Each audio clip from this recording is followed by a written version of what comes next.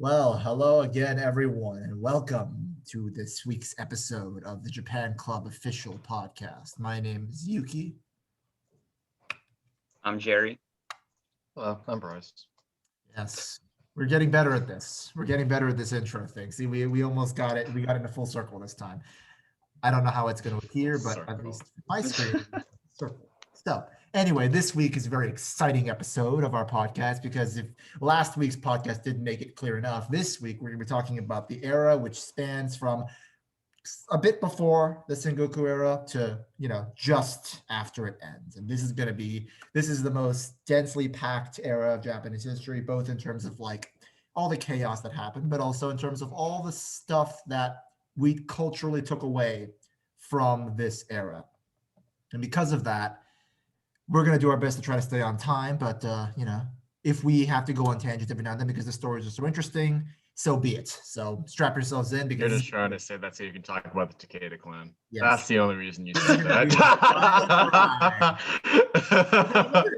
that. There's a lot that happens, and we're still not going to be covering everything because there is a lot that happens. Exactly. But like Yuki said, we're going to try our best to provide the important details and a couple more interesting stories if possible. Yes. So we're going to start where we left off in the last history episode. If you have no idea where we last left off because it's been a while, first of all, we would recommend that you go back and look at our previous podcast. We have the history episodes. I think they're labeled, but if they're not, it's every third episode. We try our best to keep it that way. We did reset at the beginning of this year, so it's every third episode except for this year where we started, and this is our third episode of the year. So with that being said, Gerry, would you like to lead us off with the Kamakura era, which is, I believe, where we left off last time, where the Genpei War, which we had just talked about, had ended. Talk about that briefly. Yeah.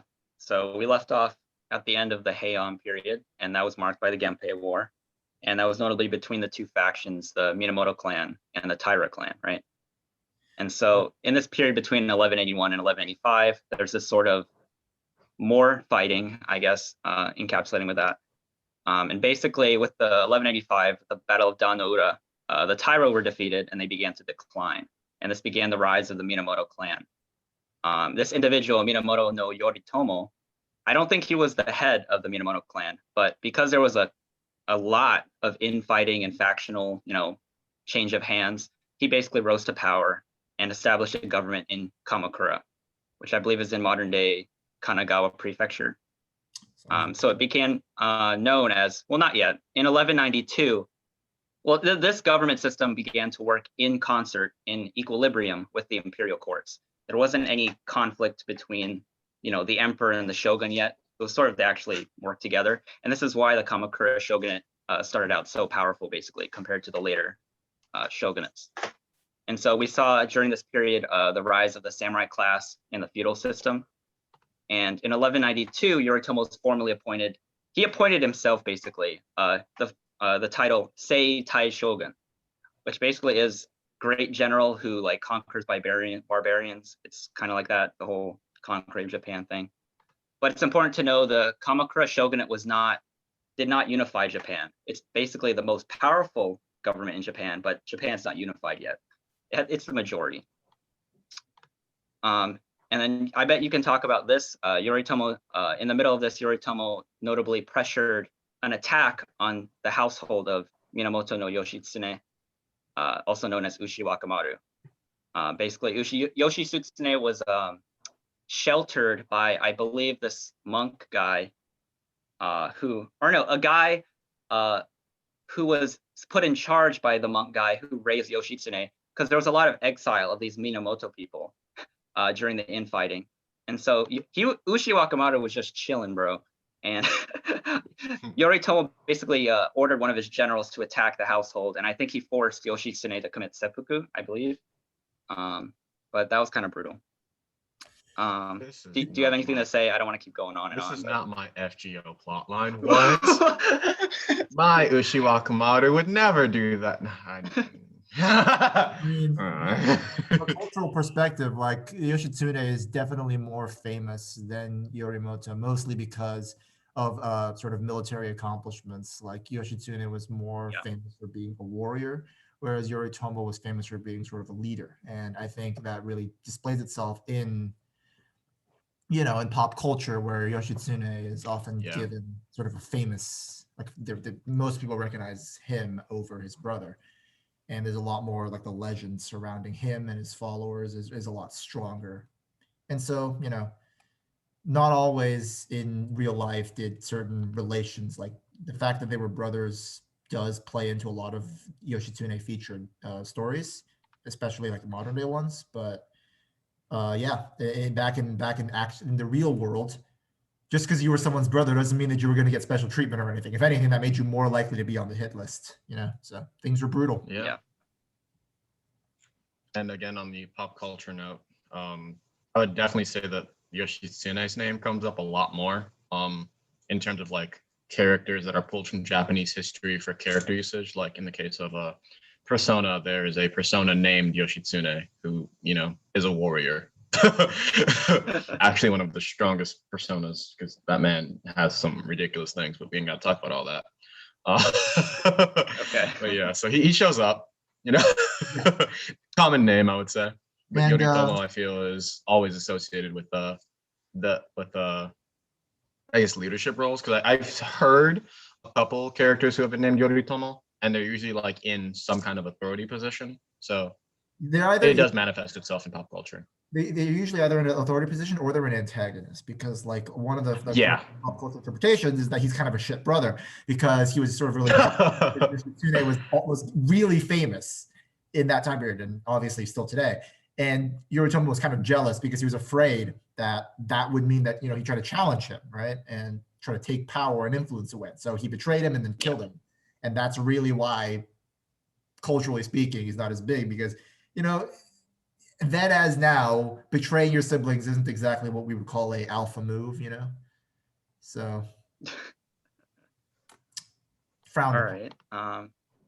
So moving on to 1199, it's the death of Yoritomo, and his successor, I believe, is just his son, and I think he's not that powerful, not that great of a leader. And so this began a dominance of the Hojo Clan, and the Hojo is very important. They are basically a branch clan of the Taira clan. So basically the arch enemies of the Minamoto are sweeping from below, and they're basically going to control the Kamakura shogunate from the inside for the rest of the period. Yoritomo's wife was Hojo Masako, and her father, Hojo Tokimasa, basically begins this line of Hojo regents, and they're referred to as Shikken, which I believe means holding on to authority, something like that, two kanji. And so after that, in 1221 is what's called the Jokyu War. And basically it's the first attempt by the emperor to get some power back to the imperial courts, try to overthrow the shogunate. This of course fails, and I believe a lot of the emperors are exiled for no surprise. In 1232, the first military code in Japan, codified military code, is adopted, and it's called Goseibai Shikimoku.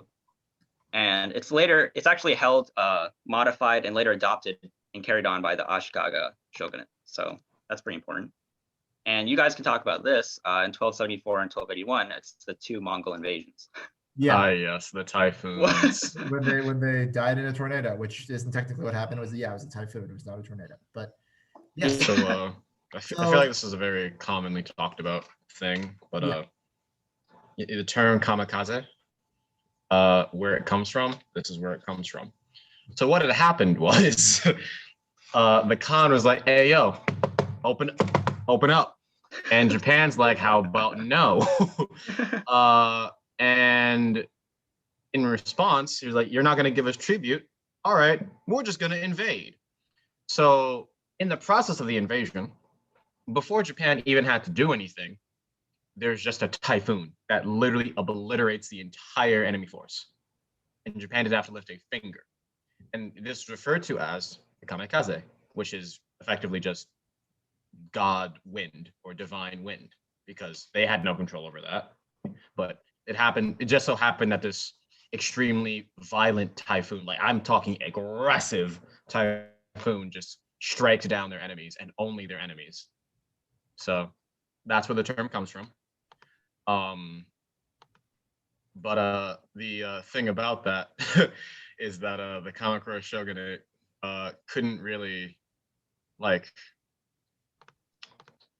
I guess, offer compensation anyway. Like, even though that tribute was demanded, they couldn't offer it even if they wanted to. I meant for basically like there was still some fighting and like on the mainland, and basically the Japanese were basically severely outmatched, and of course they won due to the typhoons.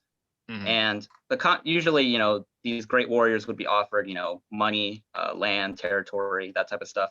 But the shogunate didn't have the resources for that. Yeah. And people were pretty mad. Yeah, that's what I'm getting at. Like Yeah. they were kind of running at low on resources. Yeah, they actually so. raised taxes, I believe, because their funds were dry at this point in terms of like raising the military.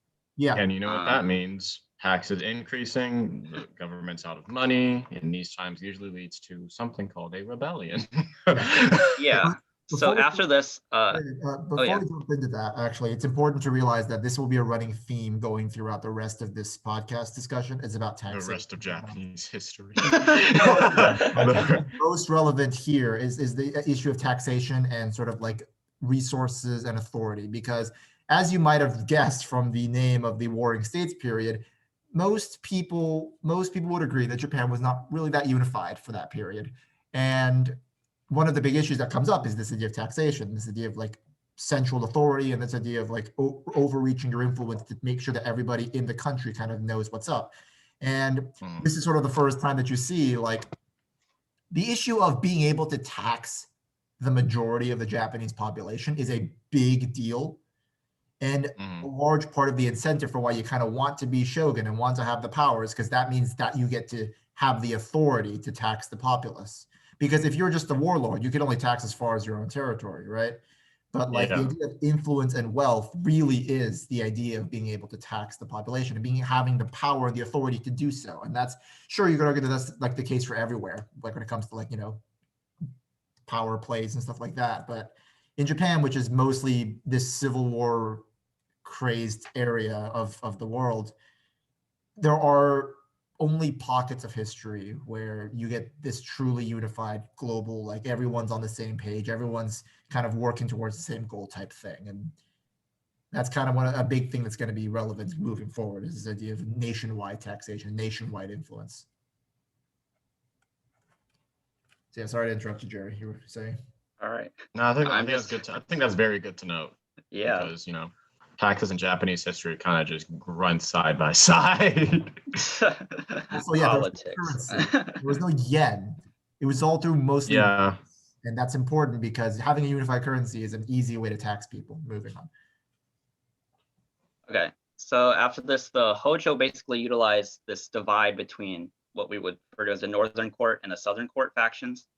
And this theme carries on after this period, this Northern and Southern divide. But basically they had it so the emperor, they alternated between the Northern and Southern Court. And so there was no real direct unification between like the emperor and his like, you know, staff and everything. So in 1333, there's Emperor Godigo. He's from the Southern Court. And at this time, he openly defied the shogunate, like, and he even like names his son's heir, I think in defiance of the Hojo clan and everything. And so he was exiled by the shogunate, and this spurred a huge rebellion by his loyalists. And so I think Yuki pointed this out earlier. The shogunate sends Ashikaga Takauji to quell the rebellion. But for, I think, unknown reasons or unclear reasons, he switched teams. And so he helped out Emperor Godigo to basically overthrow the shogunate in what's called the Kenmu Restoration. A lot of restorations. Yeah. It's not the last one. And this transitions into the Muromachi period. So you would think everything's fine and dandy after that, but there's more war basically, because Godigo, his goal was to reinstate the authority of the imperial court. He takes it really far. I think he monopolizes the like imperial position, and he strengthens the emperor's position far more than the show like anyone can handle.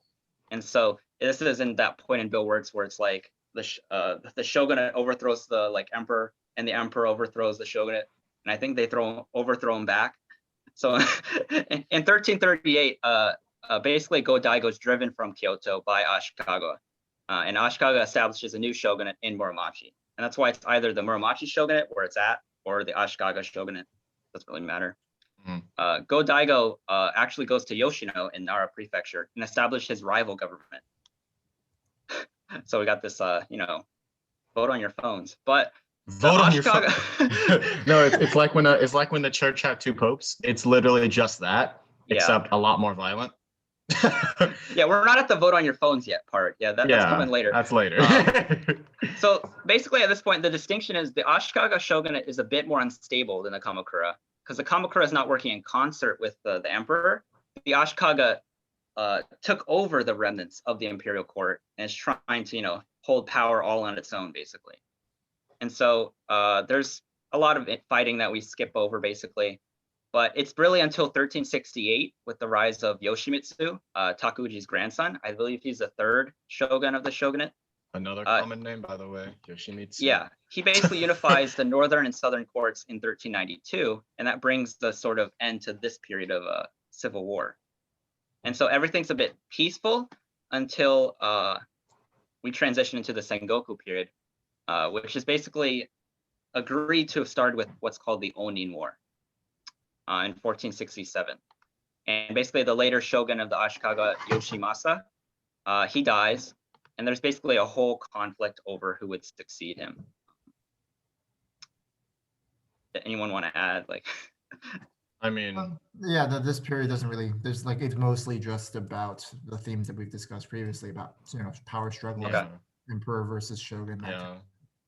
The fun parts of the Sengoku period or the fun parts that people know about come after this kind of battle for succession. Because once this gets underway, that's when people start saying, well, why don't we try taking power? And then it's kind of up for grabs for everybody trying to take power, as opposed to these initially two very strong factions that kind of just stood their ground. Now everybody's trying to put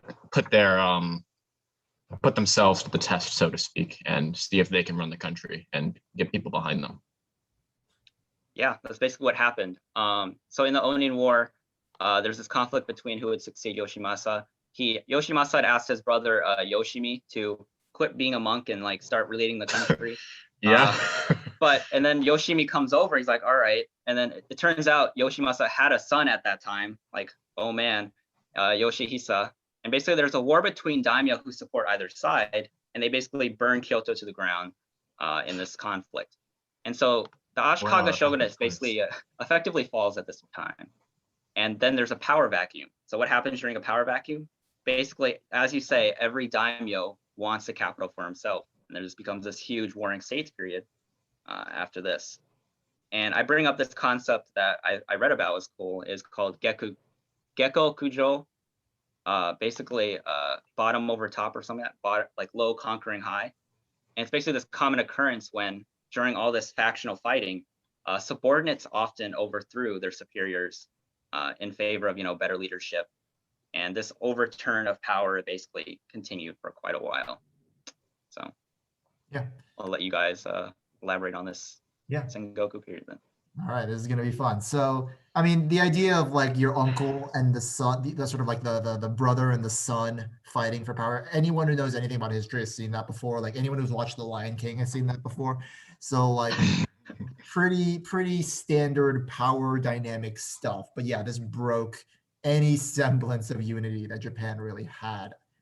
And so that's when everything fragmented, all the clans, which are essentially, families, sort of loosely related families, kind of huddled together and took claims over land and really just kind of attempted to establish their own sort of influence within their area.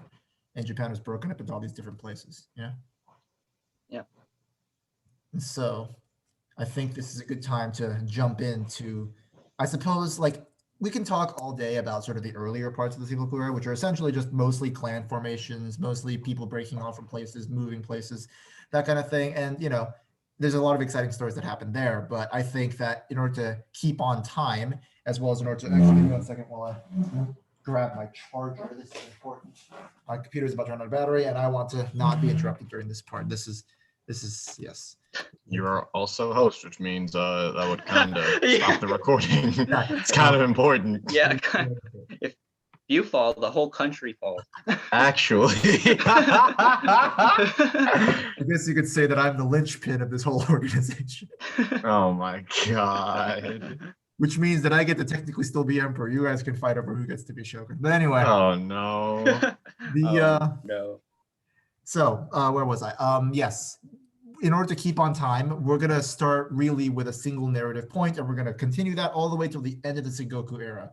And that narrative point, you might have heard of this individual before, a man by the name of Oda Nobunaga, pretty famous. You might have heard of him. Nobu. So Oh, Oda also Nobunaga- pre-Nobu note, as all good things start with guns. yes, We got guns at like 1543, was it? Yeah, 1543. we did get that. European trade was, starting to become kind of useful. And of course, that came with the introduction of guns into the arsenal of samurai and other such warriors. Yes. This also brought over Christianity, but that's a problem that we will deal with in about 60, 70 years. Yeah. But Christianity and other such Western religions were slowly being introduced to Japan. Not relevant necessarily to people because, when your neighbor's trying to kill you, you're not exactly concerned with what God you're praying to. So it doesn't come up for a while, but it is worth noting that this is when it's introduced. That was well said. I like that little thing you did at the end there with the, that was pretty clever. But anyway, the Christianity never really took a foothold, but guns definitely a big thing. Like we talked about last week about the idea of honor and like how sometimes the best honor is winning, and so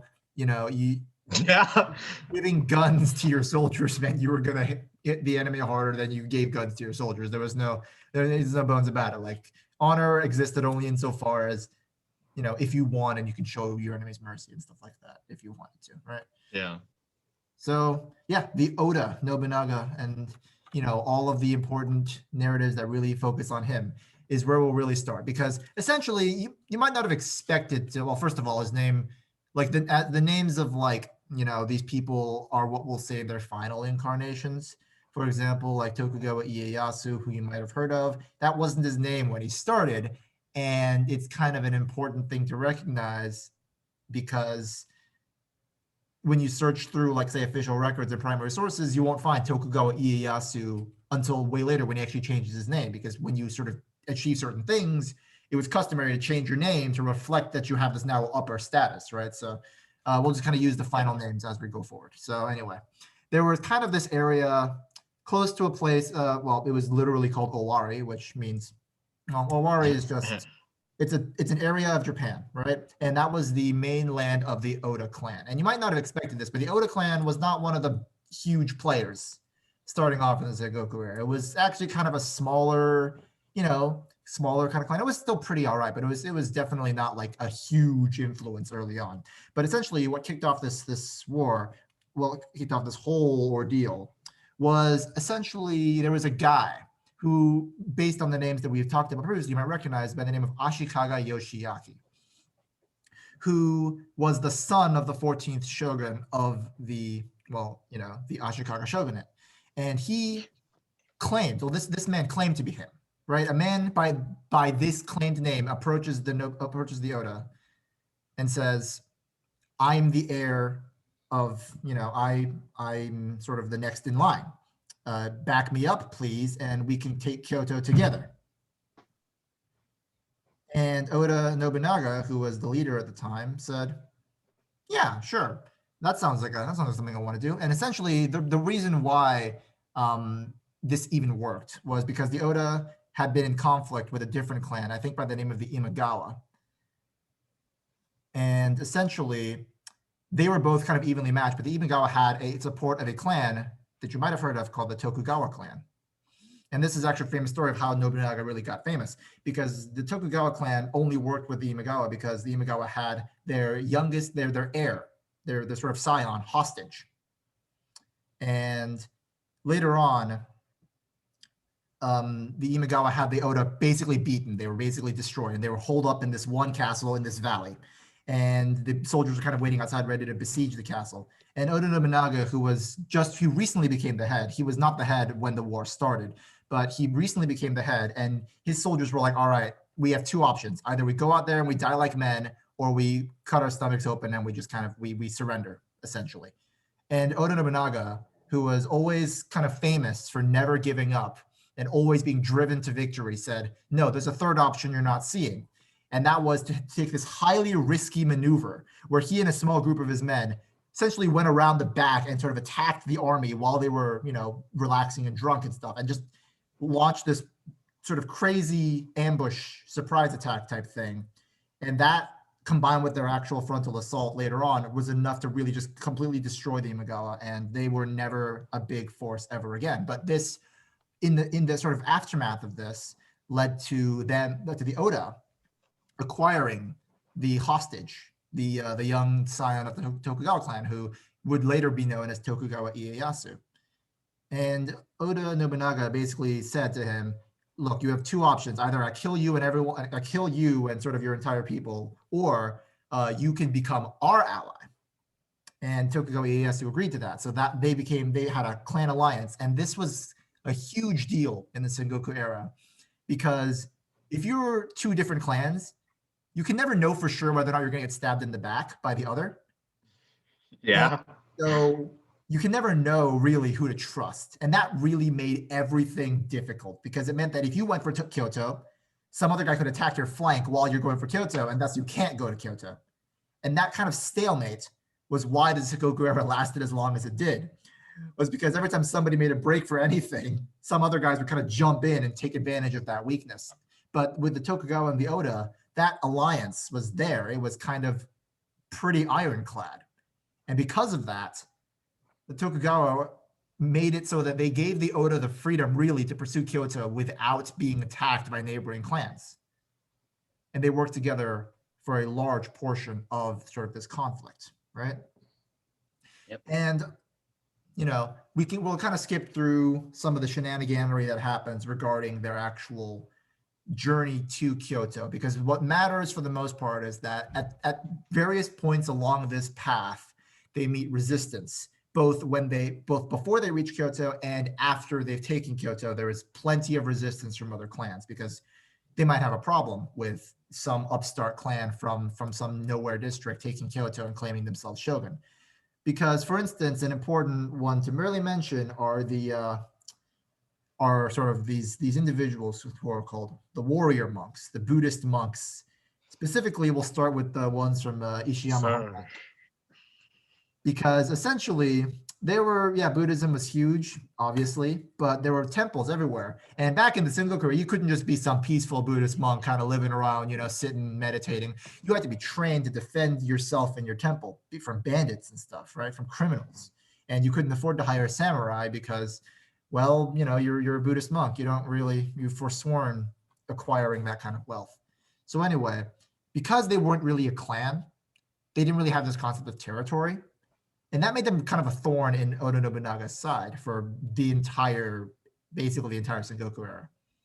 Because they would just walk into a village, they, ask for donations, and then they'd set up some place. And the Oda could really do nothing about it, because the villagers, they were perfectly fine with the Buddhists. So if some samurai came in and started attacking them, it'd be causing discord. So, yeah. Plus, they were really, really good at fighting. That kind of helped. For example, bro, those monks were kind of on some extra. They were because it's called Buddhism. It's called Buddhism, bro. This is my enlightened fist. Because, on average, monk is a class in a lot of games. Yes, it is. It is exactly it. They were highly trained warriors. Think of the Shaolin monks from China, right? Think of that kind of, but Japanese. And so, Japan in a nutshell. Think of this thing from China, but Japanese. Precisely. Because for instance, the average, don't take the statistic as fact, because I'm not entirely sure on the numbers myself, but the average siege on a castle in Japan probably took anywhere from a week to several weeks to maybe a couple of months at most, right? A siege typically is around that much. But when the Oda tried to siege the sort of Ishiyama Honganji temple, that took 7 years. That took 7 years of constant sieging to actually fall. And that's how much of a pain in the ass they were for basically the entire war, right? And so Oda Nobunaga is famous in the cultural history of Japan for just really being kind of a douche towards temples and temples. And there's a reason for that. And it's because he was really, and rightfully so, he was really threatened by their influence because they were very influential throughout the entire war. And later on, another story we'll touch on with regards to the Buddhist monks is the burning of Mount Hiei, which is really famous because this is where he gets that reputation for being kind of a douche towards Buddhists. Because remembering the siege of so Mount Hiei was a mountain that's right next to Kyoto. It's like right freaking there. And so it's really a scary thing to have these independent Buddhist monks kind of just hanging there, because at any point they could just attack Kyoto and there'd be nothing they could do about it. So Oda Nobunaga, remembering that the siege of the last Buddhist monks he tried to attack took 7 years, said, forget this whole siege nonsense. And he ordered his men to take a bunch of torches and set them alight around the circumference of this hill, which was essentially Mount Hiei. And the entire area was forested. So he just lit the entire thing on fire, sort of from the bottom up, killing everybody inside for the most part and slaughtering anybody that came out afterwards. And because of that, he gained a reputation as sort of this demon, right? And that's sort of one of the cultural touchstones of Nobunaga, is it always gives this demonic aesthetic. This is why, right? And that's also why in a lot of media that uses Nobunaga, there's usually a lot of fire. Yeah, it's not based off of the Christian idea of a demon always being with fire. It's because he actually got that title from burning people alive. And there was also a lot of symbology that he liked to use. For example, you might have heard of the title of the Demon King of the Sixth Heaven. And that title is what, first of all, he gave it to himself, which is hilarious. That's not something people call him. That's something he called himself. Yeah, that's the most chuny thing I've ever heard. Like, bro, when I found out he gave it to himself, I'm like, oh, this chuny. All right. my left eye. It actually does and burns with the power of hell. Yeah. So first things first, let's deconstruct some of the things. Heaven in this context does not mean like the Christian heaven. They didn't have the concept of that. Heaven just meant afterlife. And in particular, it refers to the 6 realms of samsaric reincarnation, which you might have heard of because the term in Japanese for samsara is rinne. So anyone who's watched Naruto ever might recognize it from Dragon. Because that's based on the same aspect. It's this Buddhist kind of mythology, which is based on the 6 realms of the afterlife, which you would, depending on how you acted, you would. The 6 paths of pain. Essentially, yes. And the 6th heaven was called Naraka. And that was a place of essentially eternal sort of envy, eternal starvation. I believe it was the place where there were these entities that were constantly starving. And they would constantly be hungry, and sort of like that was what he was naming himself after, was this idea that like the Buddhists, they envy him, they fear him. And in addition to that, the reason why he called himself that was because, and this is a great transition, he named himself that in opposition to a very famous Japanese general by the name of Takeda Shingen. Because Takeda Shingen was famous for protecting Buddhists. He protected, he was kind of a defender of the faith in many ways. He protected Buddhists, and there were famous examples of other warlords protecting Christians and that kind of thing.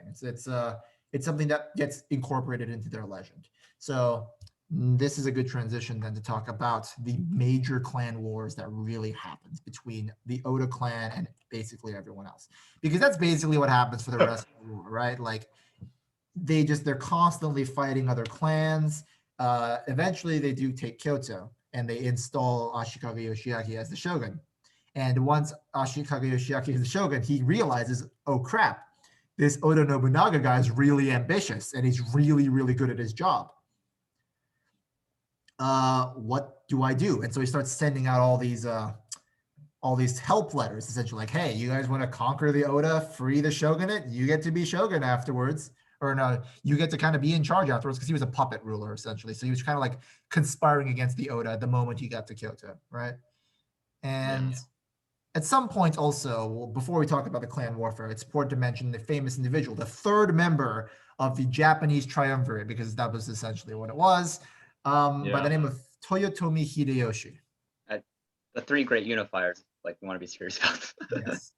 Basically, And it's these three individuals who they're really famous as a cultural touchstone, and you'll hear about them everywhere. But Hideyoshi was essentially he was the sandal bearer to Oda Nobunaga. He was like sort of like this, just kind of he was kind of just some assistant fellow, right?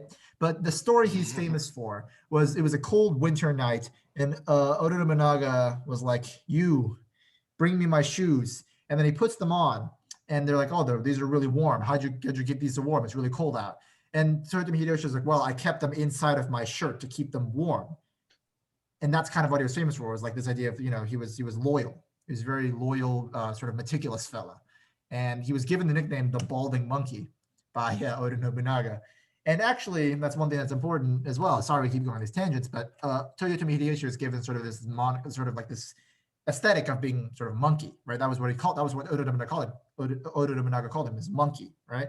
And Ieyasu, Tokugawa Ieyasu, was famous because he was kind of given this moniker of the raccoon, tanuki, as it were, because he was very tricksy. He was very, sneaky fellow. And raccoons were he's also very sort of like had this presence about him. And tanuki in Japanese mythology kind of have that. I'm not going to go into the specifics because I don't think we're allowed to talk about that. But tanuki in mythology are kind of seen as these magical creatures to an extent, right? They had the ability to transform and all that stuff. So he was given the nickname Tanuki. And so these three great unifiers were, they got along well enough, but their three skill sets were vastly different from each other. And they were to the point where that the reason why Japan was able to be unified as it was primarily because they were so diverse in their skill sets. Oda Nobunaga, he was the man on the battlefield. He was the guy who had his feet on the ground. He was brave. He was, he was witty, and he was really, really down to do the strategies that work. But he was also very emotional, not very in control of himself. And so Tokugawa Ieyasu was kind of this thinker. He was the planner. He was a meticulous, and he was always the one kind of like to set things up behind the scenes. He was very good at that. He was very good at sort of the politics as well. Hideyoshi, he was like the guy to get things done sort of on the logistical angle. He was very good at organizing people. He was very good at, getting allies. He was very good at sort of negotiation. He was that fellow. And the three of them working together was kind of why Japan was so well unified so quickly and sort of without much resistance. And now we're going to talk about that resistance because that's where things get important. And this is where we get to my favorite part of this discussion. Yes, this is where we get to the part where a lot of people die, which is sadly, but y'all been waiting for this. Yeah, but this is where it gets exciting because now we get to talk about sort of the major conflicts that happen, right? And there are almost all the famous stories from this era come from these battles. We've already talked about the burning of Mount Hiei. That was kind of a big deal. I wouldn't call it a battle, but it was in that same vein, right? There are, of course, similar things. For instance, there's the conflict that Oda Nobunaga got into with the Azai and the Asakura clans, who later on would sort of form an alliance, which was the Azai Asakura. Sometimes they're sort of known by that combination name rather than as separate clans. But essentially, Oda Nobunaga thought that they were his allies because he married his sister to the head of the Asakura, I believe, or the Azai, whichever one. He married to the head of one of the clans. And so he thought he was safe. But then one day, while he was conquering a clan through their territory, because that was allowed, it was like a peace sort of non-aggression, all of a sudden his army was ambushed by the Asakura clan and the Azai clan because turns out they betrayed him. And their army was broken, and it was only through a secret passage that they were able to kind of escape. They kind of were retreating through the territory. And as they were retreating through the territory, Oda Nobunaga was furious. And it was at this point that a famous assassination attempt took place on Oda Nobunaga's life, where a ninja, yes, an actual ninja, came in with two loaded guns and fired each one, sort of tossed them out because reloading took forever back in those days, and shot Oda Nobunaga twice in the head. And if it weren't for his armor, which occasionally did stop the bullets, and so guns weren't like this, this immortal thing that you could use to kill anybody. The bullets were actually lodged into his helmet, and he survived, but he was really, really angry. And this is famous because the ninja that attempted his life, Oda Nobunaga later found him and had him executed in a very brutal fashion. But because of that, after he was able to regroup with Tokugawa Ieyasu, they worked together. They just annihilated the Azai and the Asakura like completely. It was the sort of one of the key takeaways from the Sengoku era is don't screw with Oda Nobunaga unless you know you can win, because Yeah. he's a vindictive fellow, right? And so that was one of the first major areas where that sort of these skill sets and these famous narratives start really coming into the fray. And the next two big ones are with the very famous individuals by the name of Uesugi Kenshin and Takeda Shingen. Then the Uesugi and the Takeda were two major clans that were kind of huge in, I guess, the northern area of Japan. They were the two biggest clans of that area, and they were constantly fighting with each other. Both of them were like the biggest in the area. They had a ton of like vassal clans working under them, and they were led by these two brilliant warlords. Because Uesugi Kenshin was given the moniker of the God of War, because he was just that big of a deal. Basically, any battle he showed up in was a battle in which the enemy were on the back foot. They were always like at a disadvantage because he was just that skilled as a ruler, as a military leader. And then on the other side, you have Takeda Shingen, who was huge because he sort of formalized the cavalry charge as the thing to do in Japan during that time. And nobody else really thought of that. And so because of that, he was able to, just roll over the enemy with this like incredibly well coordinated charges. And that really was something that Japan wasn't ready for. And so these two were kind of butting heads, but eventually when they realized that the Oda clan were they took Kyoto. Problem. Yeah, they were kind of a problem. They were getting suspicious letters from the emperor. Well, from the just shogun essentially, but they were essentially getting a bunch of suspicious, not the emperor, yeah, the shogun, saying like, oh yeah, come to our dinner event. We're having a dinner event. You should send your clan leaders to come. Signed, the shogun. And then on the back, it was like, this is the actual shogun. Don't come. It's a trap. Everyone will get murdered. Please help. Please send a help. Right? Like there's a bunch of that. And because of that, the Uesugi and the Takeda clan declared war on the Oda. And that's where we get some of the biggest battles. And we get to talk briefly about those because some of them are just a lot of fun. For instance, you get the famous battle where Uesugi Kenshin shows up against Oda Nobunaga's army. And instead of fighting them in a pitched battle, he literally just opens some floodgates and floods their entire army, sweeping them away. Yeah. Which is hilarious, but also something that he was a crafty. Redstone engineering. Japanese engineering. And then you have another famous story. This one's kind of really famous because it's referenced basically everywhere. But there was a very famous story where Takeda Shingen shows up and fights Tokugawa Ieyasu's army. And Tokugawa Ieyasu gets demolished. Like, it's not even a contest. Takeda Shingen just absolutely crushes him. And he's got, according to some estimates, he had like 5 dudes left in his army. Dang. And they hole up in a castle. And they're like, oh shit, what's the plan? We're screwed. If they attack us, we're screwed. We cannot hold this castle with 5 people. We need to get the hell out of here somehow. And this is where a very famous individual that you might have heard of by the name of Hattori Hanzo comes into the sort of like the public sphere. He's famous because he's probably the most famous ninja ever. Yeah. And he was Tokugawa Ieyasu's loyal retainer because Tokugawa Ieyasu saved him from being executed by Oda Nobunaga for some transgression, I imagine some ninja thing, right? Some ninja thing, honestly, most likely the case. Yeah, I was hired to spy on you a couple years ago. Sorry about that. Nah, you got to go. So, yeah, essentially, maybe something like that. You never know with Oda Nobunaga, but essentially, Hattori Hanzo is famous for 2 things. One, he's famous for being a hell of a ninja, really, really skilled ninja, but also because he was loyal. He never once betrayed Tokugawa Ieyasu, even though it would have been so easy to just like open a back door and let the Takeda clan in, maybe get a great title and some wealth. It would have been so easy because from his perspective, they were kind of screwed, right? like the Tokugawa Yeah. were kind of screwed.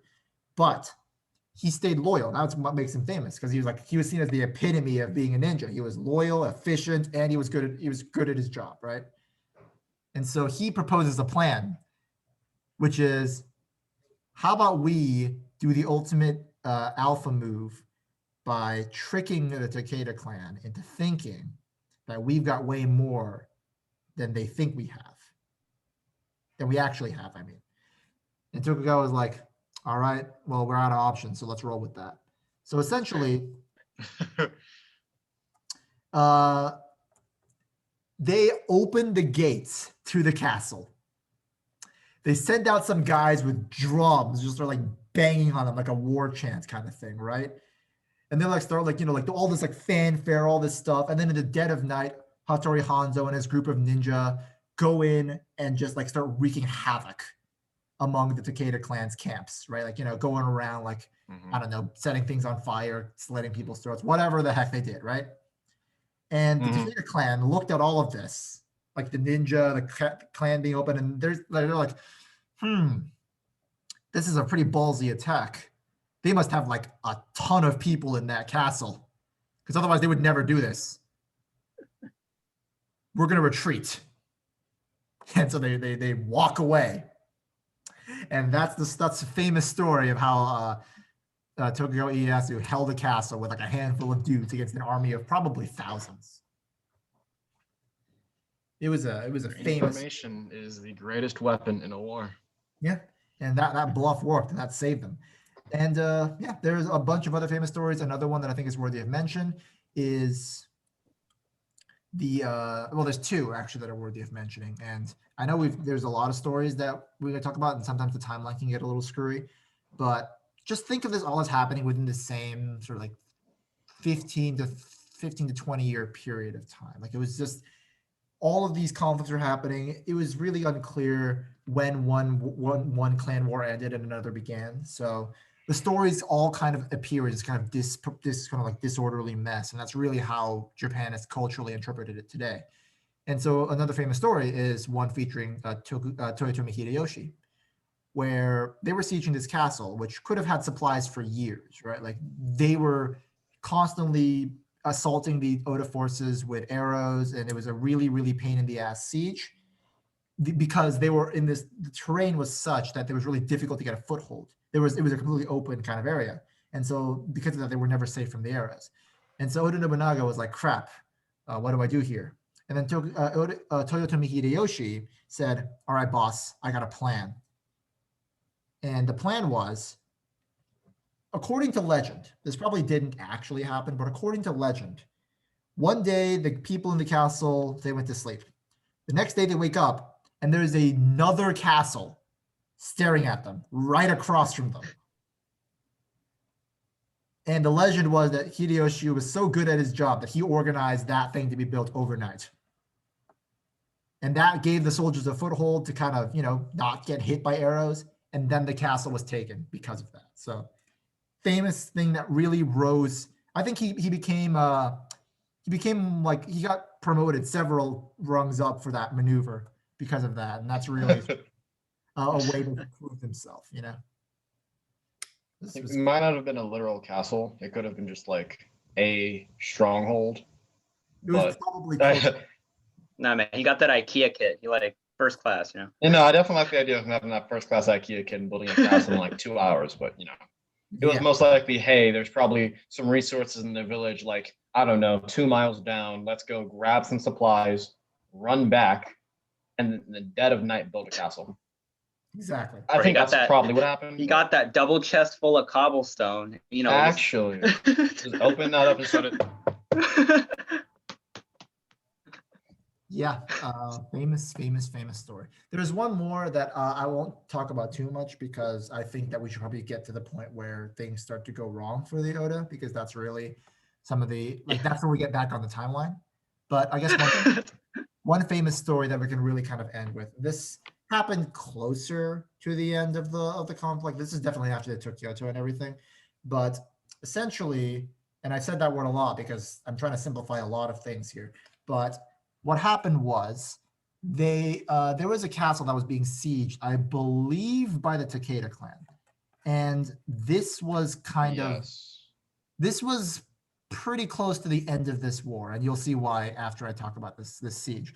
What happened was that they were sieging a castle. They launched this big attack on the Oda. There was this castle that was at the crossway between two rivers, so it's kind of cornered off, right? And I'm trying to remember the name of the castle. Give me 1 second. Because I think what happened was that they were trying to capture this castle, and the Oda and the Oda clan and the Tokugawa clan had no idea that this was happening, right? Because communication was slow back in the day, and they launched a siege that cut off all in and outs. So there was no way to alert the Oda and the Tokugawa that that this happened at all, right?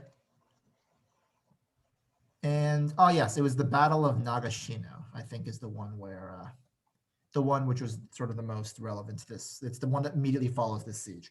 But because of this, the people in the castle were thinking to themselves, all right, well, if we stay here, we're screwed. Or we could just surrender. And so one guy by the name of Tsunemon, he volunteers and he says, all right, I'm going to go and try to warn the Oda and the Tokugawa that this is happening. I'm going to sneak out and I'm going to alert them. So he jumps out of the castle into the river. And the river is lined with these like strings attached to bells and stuff, so that anyone tries to sneak out, they get alerted, right? Yeah. So he makes like this huge, like, I think he was like a several day travel that he doesn't sleep for, all the way to Tokugawa Ieyasu. And he says, guys, we're under attack. Please send help immediately. And they do. But they realize they're not going to make it before the castle might surrender. So he says, I'm going to go, Tsunemon says, I'm going to go on ahead. And I'm going to warn the castle not to surrender because help is on the way. And he tries, but he fails and he's captured. And they crucify him and they sort of like hold him up to the rest of the castle and they demand him and say, if you tell your men to surrender and that no help is coming, or else we'll kill you. We'll stab you multiple times in the gut. It's going to hurt. And he, instead of saying that, he instead shouts not to surrender and that Tokugawa Ieyasu is on the way. And then he gets killed brutally. But the castle holds out and the Battle of Nagashino commences. And this is really I believe that this is really when the big end of the Takeda clan kind of began.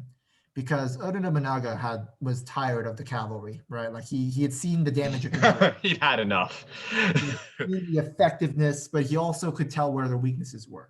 So he set up this zigzag pattern of bamboo pikes pointed sort of like diagonally outwards. And he had his gunmen, arquebusiers, ready in formations and like sort of like staggered formations, so that each time one round fired, they would switch out and another round would fire while the other rounds were reloading. A famous 3-line formation is what it was called, because it was sort of like this way to have a constant barrage of fire. And that crushed the cavalry. They never managed to recover after that. And later on, Takeda Shingen dies, and he is succeeded by his son, who is way, way worse as a general than his father. And I think actually what happened was, I think I may have mixed up the timeline a little, because I think it was his son that actually participated in the Battle of Nagashino. That was part of the reason why they lost, because they didn't have as effective a general. I think Takeda Shingen died before this siege happened, and his son was attempting to invade Kyoto and sort of attack the castle. I think that's the part of why they lost, was because his son was at the Battle of Nagashino and he was not nearly as effective at using the cavalry, and so it got destroyed, and the Takeda clan sort of fell into ruin after that. The Uesugi clan had something similar happen, except what happened was that the Uesugi clan were launching this big attack. They were about to go huge for Kyoto, and that probably would have been a real threat to Oda Nobunaga's forces, because the Uesugi clan were huge. But then he dies before the invasion actually starts, and his son succeeds him, and sort of the invasion plans were kind of shelved.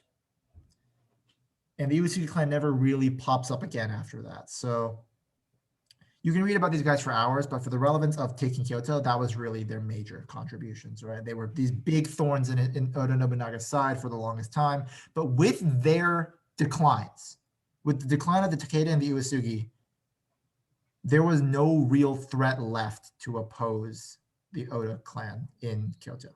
They won.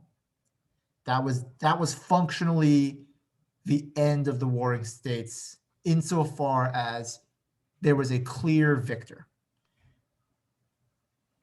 And everything after that has been a cleanup act. But it's important to then bring up, well, why is there no Oda shogunate?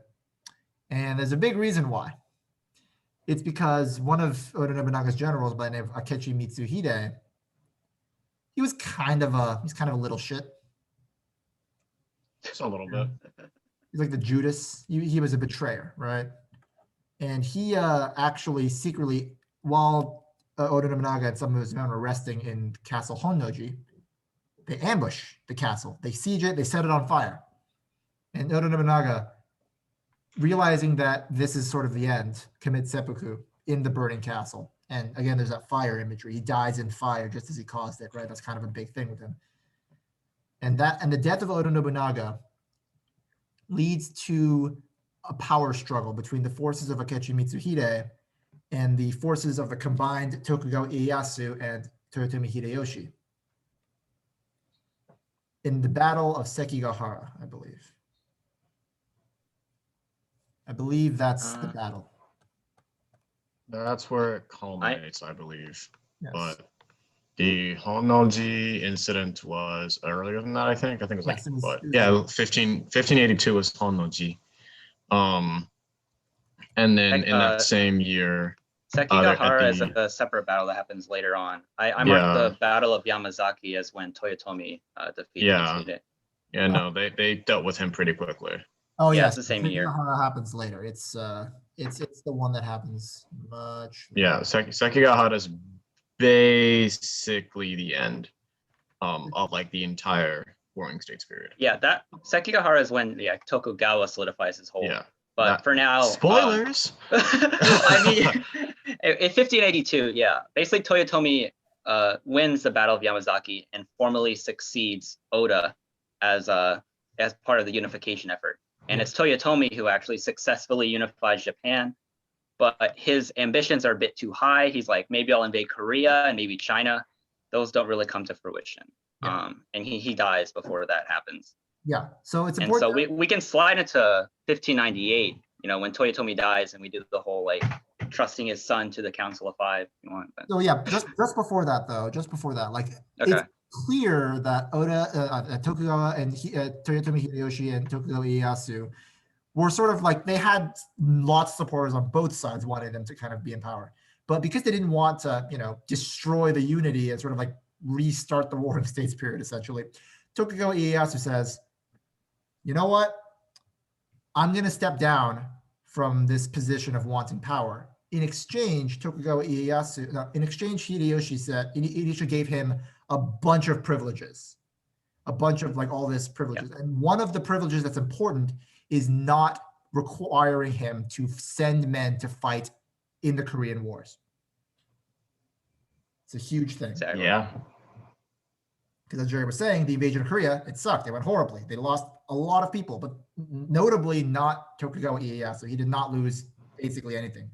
He was the richest and had the biggest army in Japan by the end of that war because he didn't compete in it. Yep. And of course, Toyotomi Hideyoshi had a son, but he was too young to rule when he died. So we can move on to this next part here, which is about that. It's pretty simple. So he trusted his son to the care of the Council of Five Elders or the Council of Five Regents, whatever you want to call it. And they were like, no, it's not going to be this guy. It's going to be one of us because, we're not going to wait for the son to grow up. And on that council was, of course, Tokugawa Ieyasu. And so he took this as a chance to rise to power and solidify his hold.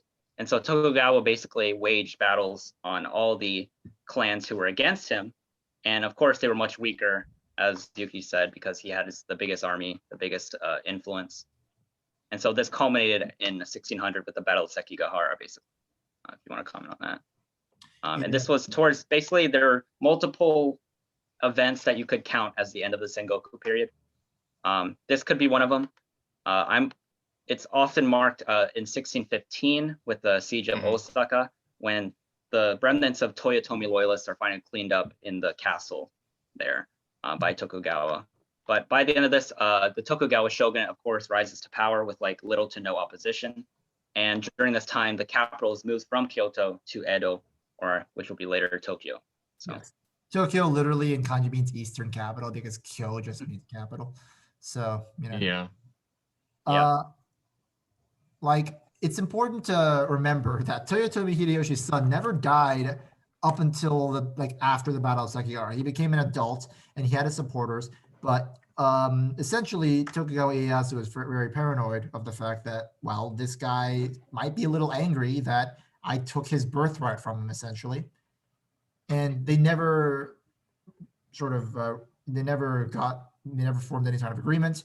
And Hideyoshi's son holed up in the castle in the castle in Osaka, basically just kind of doing his own thing, but never really sort of acknowledging that Tokugawa Ieyasu was the guy in charge.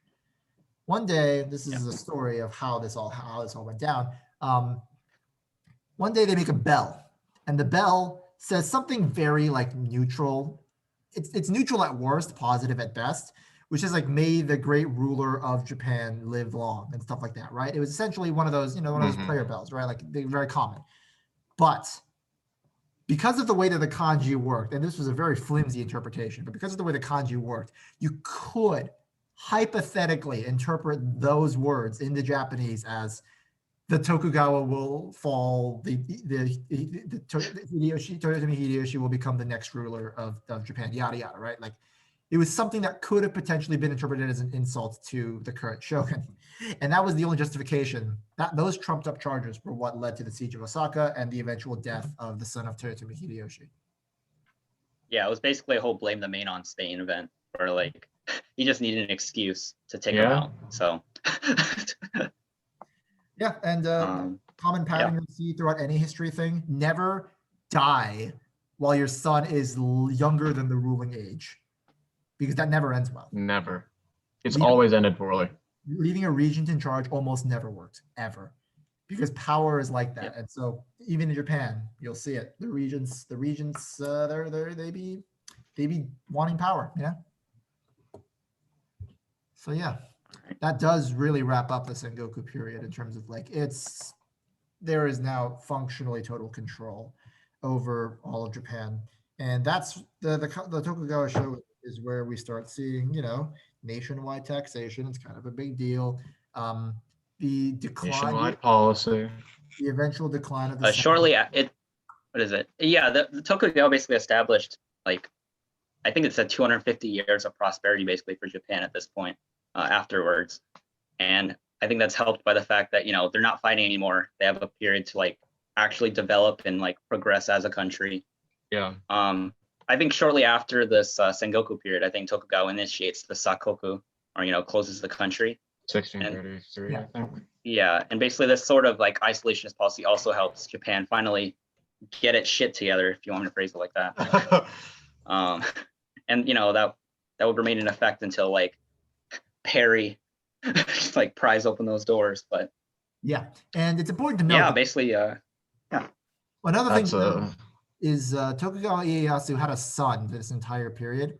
So he was only shogun for 3 years after the Battle of Sekigahara, because afterwards he retires and lets his son become the next shogun while he's still alive, which is part of why the Tokugawa shogunate lasted, was because it sort of had that, I'm not just going to drop dead and create a power vacuum, Yep. And so let's see. There is definitely one famous story featuring, for example, there's a very famous individual by the name of Dante Masamune. Very famous. He was known as like I forget what he was called. He was called like the One-Eyed, right? He was a very famous because he was a very prominent warlord in the very northern areas of Japan. And I know. Sorry, I know I said earlier that the Takeda and the Uesugi were from the north. They were from sort of They were more in the central area of Japan, but they were farther, I think, to the east. They were sort of in the eastern region, and they invaded westwards. I think that was what it was. The sort of big power in the north was an individual by the name was the Masamune clan, and that's not to be confused with the famous sword by that name. It's important to recognize that there's a different dude named Masamune who was a blacksmith who forged the famous Masamune swords that show up in Final Fantasy and stuff like that, right? Masamune, the Keita was over by Chiba-ken, so closer to by Tokyo. Yeah, it's closer to Tokyo, yeah. And so, yeah, more they were east. And so the Masamune clan were prominent mostly because they were big opposers to Tokugawa Ieyasu's unification, so like pre-Sekigahara stuff. But eventually he became one of Tokugawa Ieyasu's most loyal vassals after his defeat at the hands of the Tokugawa. And so he's famous because he lost his eye in childhood, but he was also, so he had this kind of like reputation of being this terrifyingly effective general, but he also his mother refused to acknowledge him as the sort of the rightful head of the Masamune clan. And he sort of clawed his way up and became famous for his generalship and his prowess in combat, despite having not having binocular vision and stuff like that. He was still very effective, a very strong fellow, and he really left his mark in history as well. And that's one of the later stories of the end of the Sengoku era, right? So timeline wise, I think that really wraps it up, because everything after this is Tokugawa shogunate stuff, which we will cover in our next history episode. It's not particularly exciting because, like Gerry said, like it's exciting later.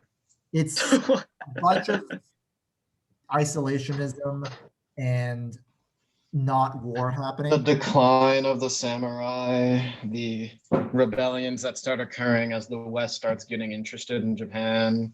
Yeah, modernization.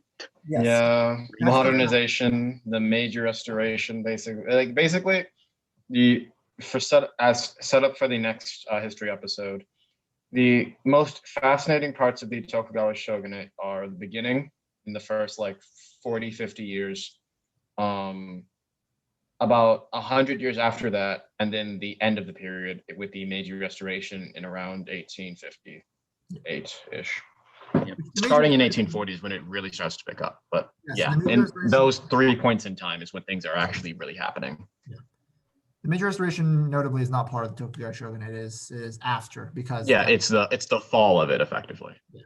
And I think that really sums up everything. And I think this is we've covered basically everything we want to talk about. I think it's important finally to talk really about how important the Sengoku era was as a cultural touchstone. We've talked about it throughout this podcast, but really how much the personalities have really cemented themselves in our modern media. I'm pretty sure everyone who's watching this has heard, at least to some extent, of some character that was inspired by Oda Nobunaga, Tokugawa Ieyasu, or Toyotomi Hideyoshi, because those three, the names are often used as markers. Like when someone's named Nobunaga, there's a Pokemon game named Pokemon Conquest with Oda Nobunaga as a Pokemon trainer. Yes, and he's got a shiny Rayquaza. You literally fight Oda Nobunaga. Dude, it's inspired by real life. That's how he that's how he conquered the Ashikaga. It's literally just the Sengoku Jidai. Send the Charizards, Send the Charizards in. Burn everything. Burn them all to the ground. Blaze Blitz. If that is not sufficient, my Rayquaza will do it. Bro, hello? Literally just Sengoku Jidai. Basically everything that you might think of as traditional Japanese culture really, at least in terms of warfare mostly, but really came in terms of warfare in this era. It's amazing. High culture was in Heian. Yes. Get the every time you think a combat monk, it's always one of the Buddhist monks from the Sengoku era, because they're those martial arts dudes that go in with the prayer beads, but also to they sometimes be able to stab the staves and all that stuff. Yeah. Those guys were huge during the war, and that shows. The personalities really show, and I think that there are lots of famous little cultural bits and pieces that have never left us from the era of the Sengoku.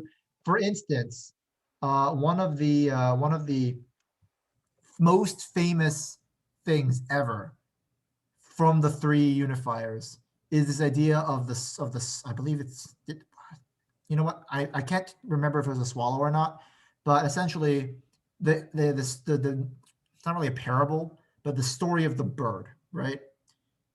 Famous because of the way that it highlights the personalities of the three involved, and this is really the way to summarize them.